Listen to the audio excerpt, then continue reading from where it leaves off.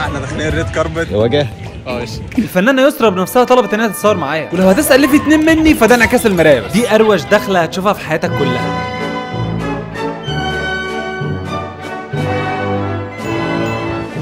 بعد كده وصلنا المكان اللي احنا جايين عشانه اصلا، اللحظه اللي هيطلقوا فيها سماعه كاردو الجديده. اتكلموا عن النجاحات اللي عملتها كاردو بمنتجاتها القديمه، واتكلموا عن مميزات السماعه الجديده، وطبعا ما كانش ينفع الايفنت يخلص من غير ما اقول رايي في السماعه، بما اني اول واحد اتسمح له يجربها من قبل ما السماعه تنزل، والصراحه ما كانش ينفع امشي من غير ما اتصور الصوره الجامده دي. غيرنا الفندق يا جماعه، تعالوا بينا نروح في الجونه رامي وجرجس. هما فين التوينز؟ اشتغل ورانا غير الشغل. مشروع كتاكيت المهم يا مستر جرجس، مقر نحطه فين؟ في لندن ولا في كوستا كافيه؟ كتاكيت؟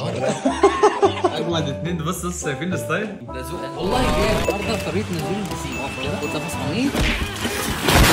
عايزك تقول لي بقى رايك في السماعه دي. بص هي بامانه حلوه. بقى الابيض ولا الاسود؟ الابيض ولا الاسود؟ مش باين. هوبا استمتعنا جدا الصراحه انا وزمايلي. بس كده من الجونه.